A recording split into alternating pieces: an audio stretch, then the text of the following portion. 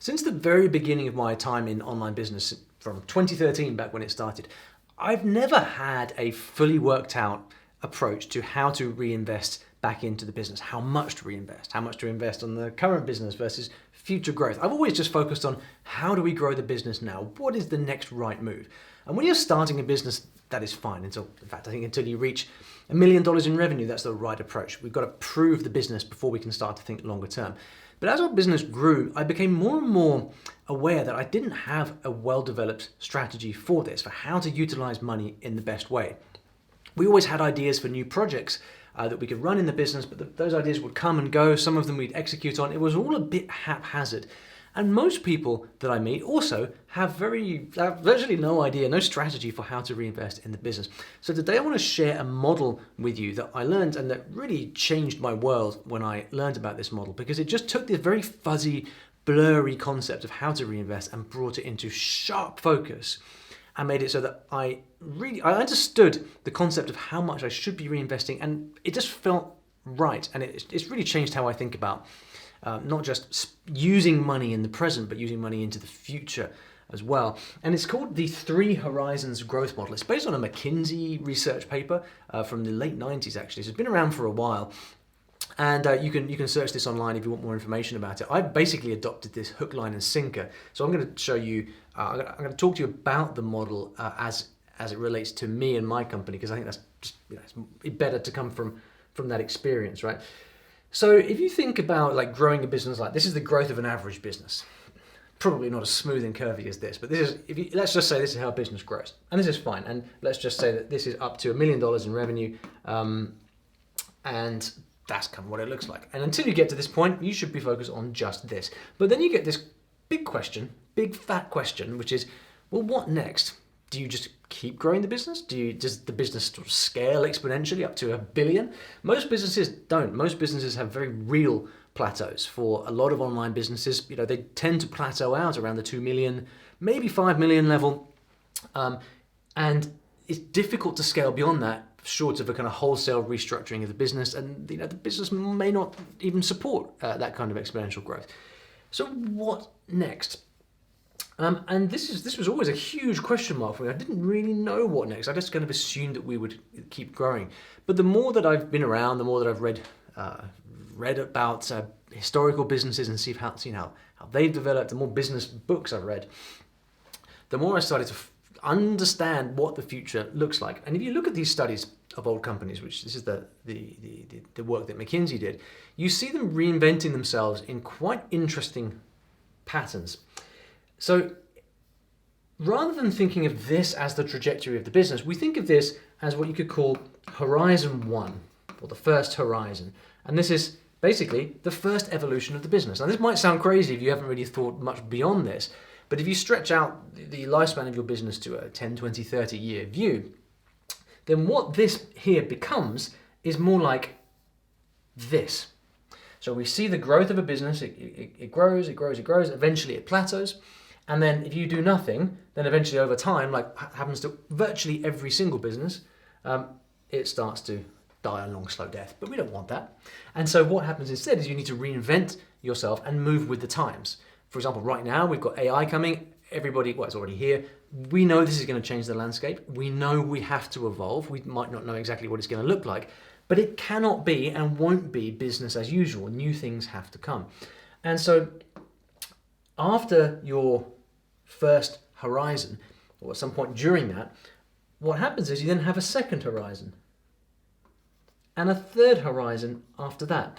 Now, these horizons here start off as ideas, small ideas, but eventually over time you invest into them, and then the ones that work, the ones that survive, can actually replace, not only grow the business, but replace the original business model and scale the company overall.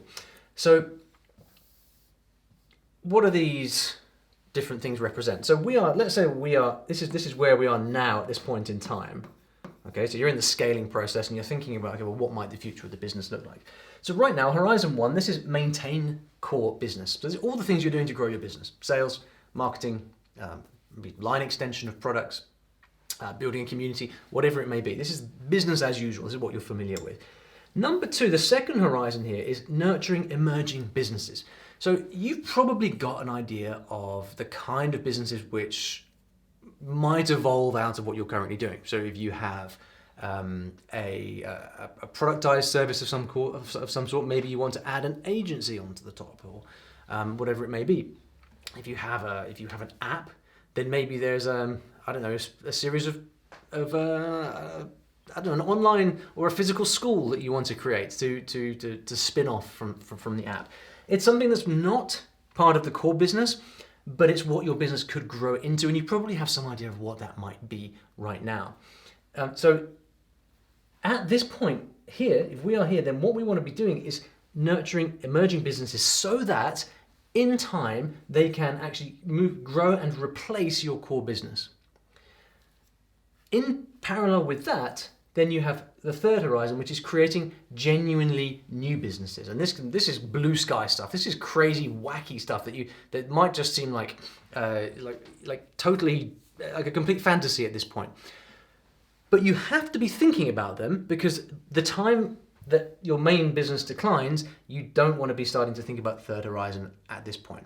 All right? So you basically have a choice. You can wait until your business starts to decline and then go into panic mode and think, shit, what else can we put in place? Or at this point now, knowing that this is coming, you can start to invest into these future horizons. And this is where the idea of investing back into your business comes. Because if we know that this is going to happen, then what's the appropriate amount of money to invest? It's not going to be zero, because if it is, then these things are never going to happen. It's also not going to be 50%, because you need to maintain the focus on your core business. So there is going to be a percentage that we want to dedicate to these second and third horizons. And if you look at the examples cited in the original McKinsey study, you see how companies that do really well over decades and decades proactively invest into these new horizons and actually spend the budget, manage and nurture those.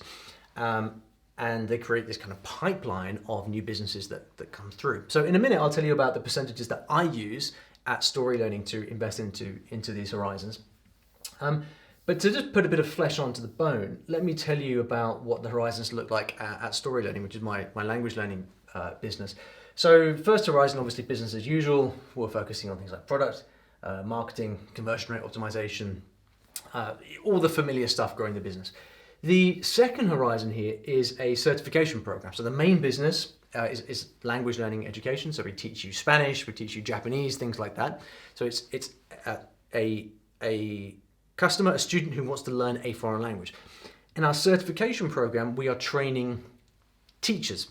So these same people who are learning languages, we say, okay, we will train you to teach languages online and start your own tutoring business. So it's not language learning, it's language teaching.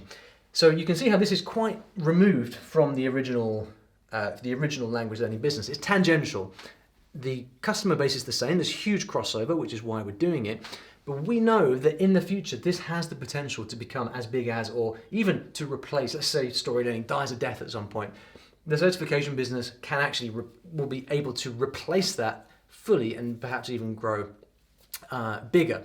And so this is very much a kind of second horizon project. It's real, it's happening right now, it's live.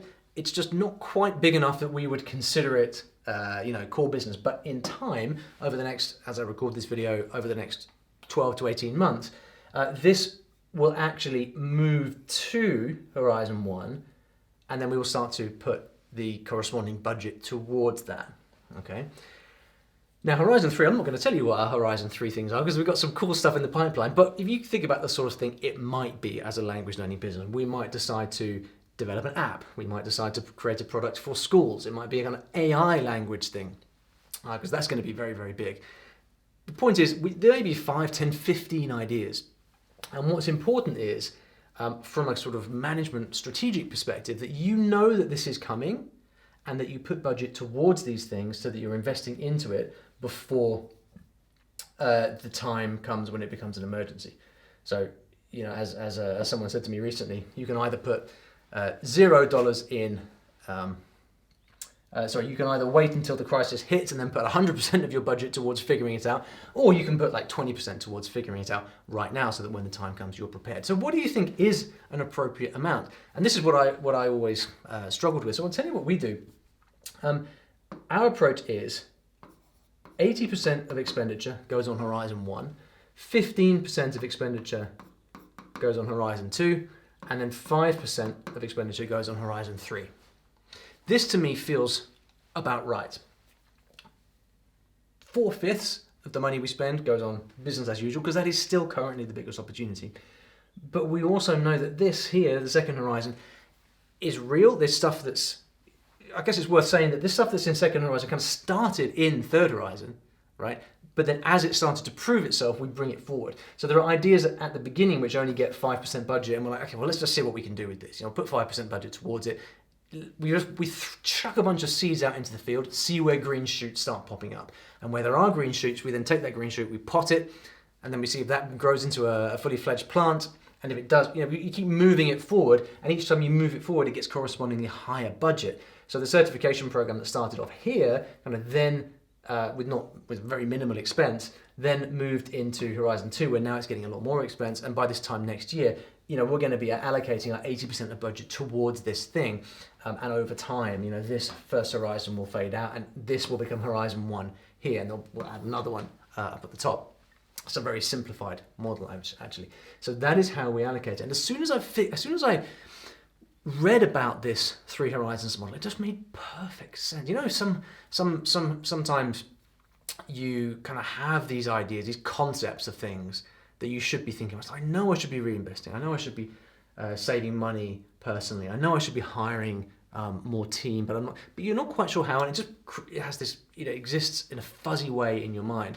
But I think part of the entrepreneurial journey and maturing as an entrepreneur is about having these frameworks and understandings about how to do business in a well thought through way. And this for me was a huge leap forward when I learned about this.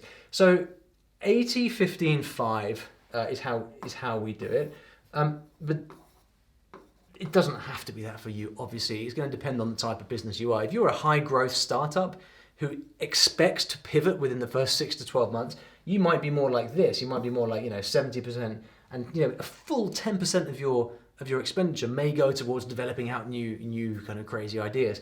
For other people, if you're earlier on in your journey, you may well be putting 95% onto business as usual. And like I said before, if you're kind of sub $1 million in revenue, then that's definitely what you should be doing. But it's still smart to be putting that 5% onto the very speculative future things, because new ideas have to come from somewhere. And the more that you get used to doing this, actually structuring it into your budget and actually putting that money aside and being willing and comfortable spending it, like the more, like if you do it well at a 6-figure level, you're going to do it much better at a 7-figure and an 8-figure level. And so this is all kind of mindset, and one of the things I'm quite enjoying doing on this channel, which you should subscribe to, by the way. Hit that subscribe button. Go on.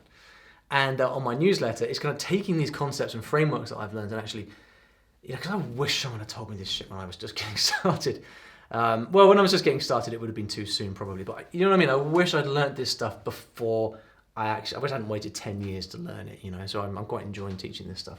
So there you go. If you like this and you'd like some more, please like this video, subscribe to the channel, head over to ollyrichards.co, where you can download my 117-page, completely free case study called The Anatomy of a $10 Million Online Education Business, and I really hope you enjoy it. Also, if you enjoyed this, YouTube thinks you'll really enjoy this video over here.